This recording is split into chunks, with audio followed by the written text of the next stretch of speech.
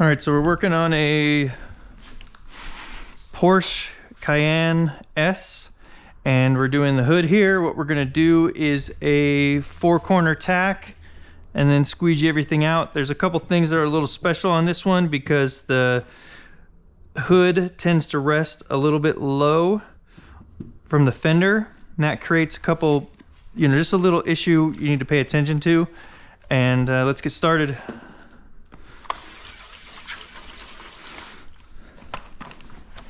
So normally on hoods like this, if I'm having an issue with this area not wanting to stay down, what I'll do is put like a rag underneath the hood, and it'll give the hood a little bit of a, you put it underneath the hinge on there, and it'll put a little bit of lift on the hood when you close it. This one is, the hinge doesn't have much wiggle room, so there's not much play in it. So I wasn't able to do that. If the fender sits taller than the hood, it's going to want to pull that material off of the hood, and if that happens, you're going to get a lift line. So we need to pay attention to that and make that not a problem. All right, so we're going to put a little bit of stretch from left to right, and we're going to tack this down on the fender, not on the hood, because now we're going to stretch, and we don't want any stretch marks in the adhesive on top of the hood. So we tack to the fender, and then here we're going to tack to the bumper, again to the bumper. Something else to note about Porsches is that you don't want the material to really tack to the headlight. It's actually a good idea when you're doing Porsches to do the headlights first with paint protection film. So every once in a while on Porsches, for some reason, you can pull the coating off of the headlight. It's not super common, but it's fairly common with Porsches. And then obviously you've ruined that headlight, and sometimes you can correct it by sanding it all down and then putting paint protection back over it after you buff it all back out, like it's an old headlight. But that's obviously a lot of work, and want to avoid that. So when I'm tacking this down, I'm not going to tack to the headlight. I'm going to tack to the bumper. All right, so it was important to make sure this is all free floating. If it's starting to tack anywhere, then you want to go ahead and lift it up and put some more rubbing alcohol, tack or slip solution underneath there. All right, trying to say one thing while I'm using another thing. Not working out well for me. Okay, so what we're trying to do, just make sure that there's no fingers going up this edge, and that, we've got a lot of the fingers out on this edge.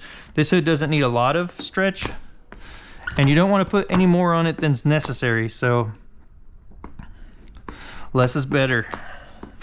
I mean, I'm barely putting any stretch on this, really. It's not much at all. Okay. Once all the edges are glassed out and there's no more fingers, go ahead and tack this last corner. Now, every once in a while, when I'm stretching, I'll create a finger somewhere else, especially on vehicles that have a much more difficult hood and a lot more stretch. And then I'll go ahead and go to another corner and re-stretch that area. You can see here that because this is sitting a little bit proud of the hood, because the fender is, it just keeps popping back up. So we're going to take care of that here in a little bit. Now, once I've got the corners, all 4 corners tacked down, and everything's looking good as far as there being no fingers on the edges, I'm going to want to get rid of these bigger air pockets. So what I do is just take my arm and get rid of those. What happens with an air pocket when it sits there is that this part actually has no moisture touching it, so that part can start to dry. So when you go to squeegee this stuff out, you can tack that part down with air, then you get little air bubbles stuck in it. So getting rid of those big pockets right now helps avoid that, as well as there's another process that helps avoid that, and that is squeegeeing from the bottom all the way to the top. And I'll go ahead and we'll do that today as well. Now, if you're squeegeeing this down and you notice that the air pockets aren't leaving, then you can just lift up on this a little bit. That just means that your edge is starting to tack down a little bit. All right, and then we'll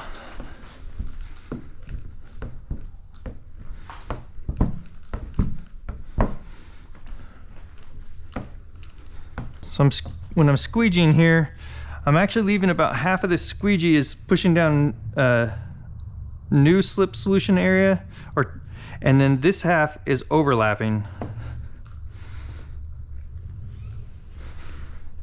You want a really good overlap so you're not leaving any moisture behind.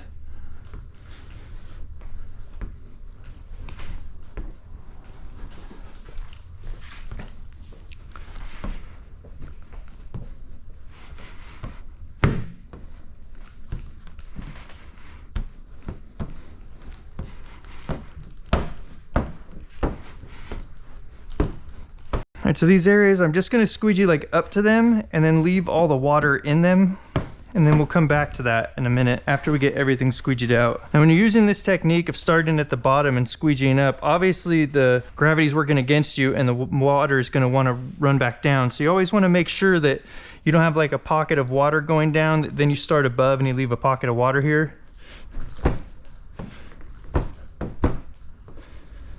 The advantage to this technique is that this whole area, like this little air pocket, is full of water now. And so we don't have to worry about that spot being dry in that air pocket and then tacking down, because we're actually pushing a lot more water back into it.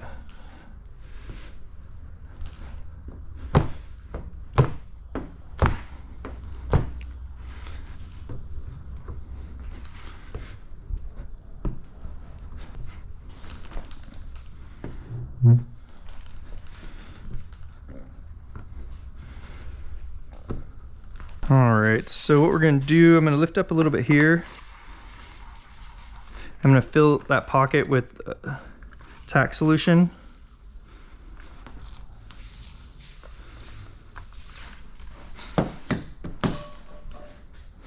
Do a little swipe and hold here. And basically what that's gonna do is help start getting the rest of this tack down so that it's not gonna move when I lift up and let go of this tension. All right, so we're gonna swipe that out and then we're gonna hold and then we're gonna release this tension.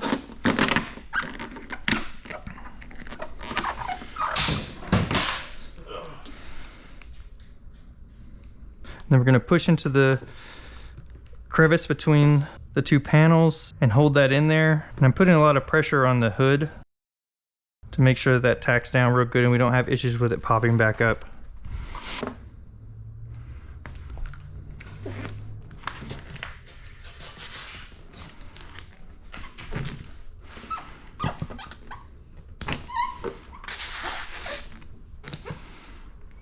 All right, again, I'm gonna spray some of the tack solution into that last area that's not tacked on the hood. And actually, I think on this one, I like the idea better of tacking this edge down a bit because that other side was still pretty loose on here. All right, so now let's go ahead and deal with this part. I've already got the tack solution in there and I'm going to squeegee this out to the edge, hold that edge down and release this tension.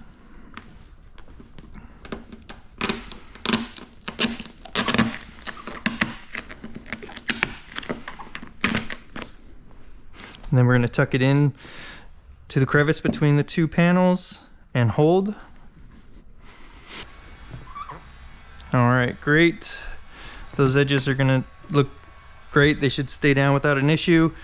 Now let's see what we want to do next on this. We do need to take care of this spot on both sides as well. We're actually, a lot of times what I would do is if I had already put paint protection on these headlights, what I would probably do is put some alcohol, rubbing alcohol in here, tack solution, and I would swipe up and then hold on the headlight. And you see how that brings that down? But because I haven't put paint protection on these headlights yet and they're prone to having issues with the clear coat on them popping off, we're not gonna do that technique today. I don't wanna spend a bunch of hours trying to correct a problem I made. All right, so let's get some tack solution in there. And so that one I'm just gonna do a wrap and hold here. All right, then what I'm actually gonna do is trim this off a little bit.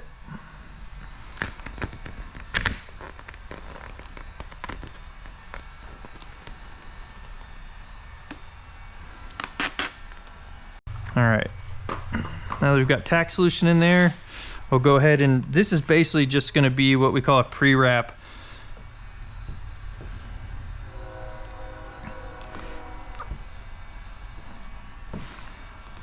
Okay, let's take care of this other side.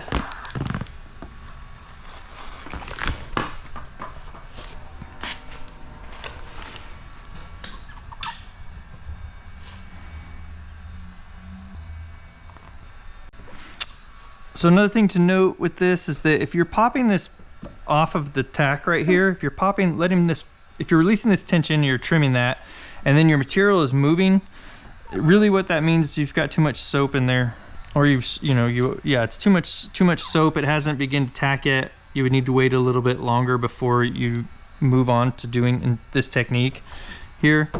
Really what I would do though is eliminate some of the soap from your install solution. It'll really help speed up your installs. So we've got all these edges are all down real good. I always go through and check. We've got a little bit popping up right here.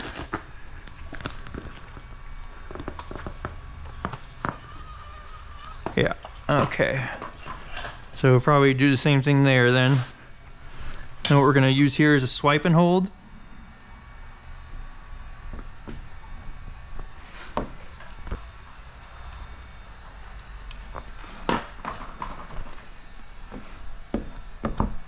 All right, now do the swipe and hold.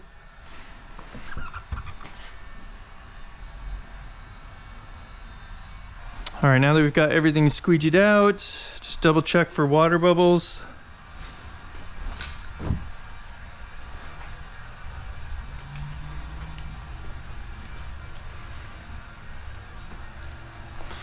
Okay, all that looks good. Now we're gonna go ahead and trim these edges and do our pre-wrap. I don't like the idea of pulling that out of there just yet. Let's let that sit for a little bit longer.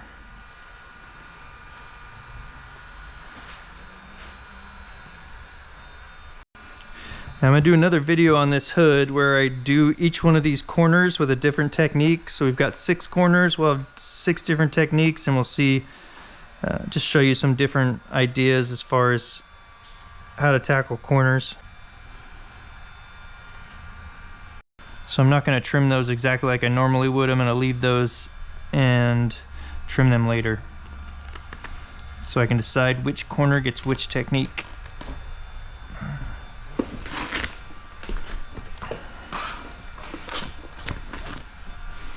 So again here we're leaving about 1/8 of an inch to 1/4 inch.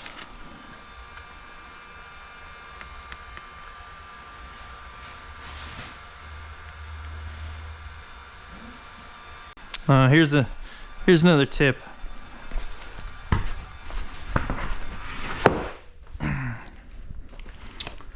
Ramps also make great step stools when you're not using them.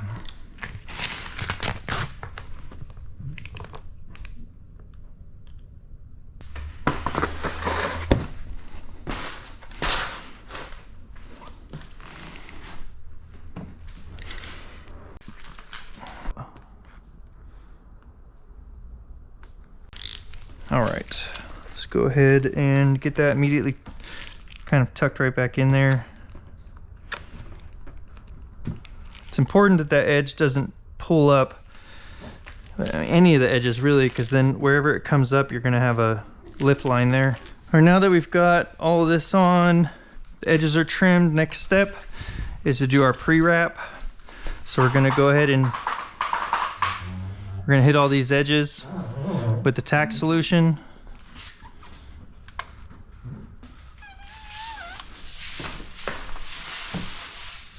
Alright, so now we'll go ahead and do the pre-wrap. You see you're just swiping over that edge and then holding. And this takes your finished edge from being on the top while it dries to being on the side or on the bottom. I'm not going to come all the way to the corners on this one, although normally I would. But I didn't trim any of these corners because we're going to make another video here on how to do corners.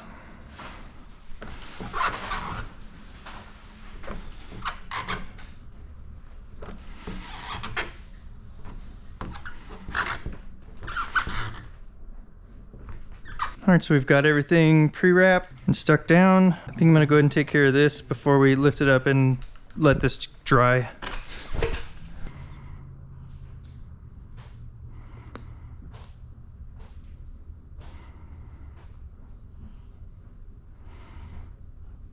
All right, so we trim off the excess, and then this is all stuff that we're going to tack down. Fill that with the tack solution.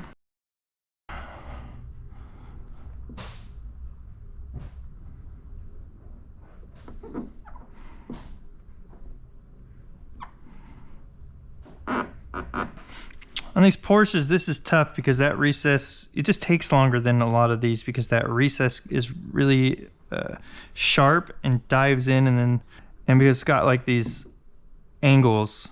On like a Mercedes, it's just round, so it's not quite as bad. Those get really tight, so you just want to make sure and get all the water and air out of there.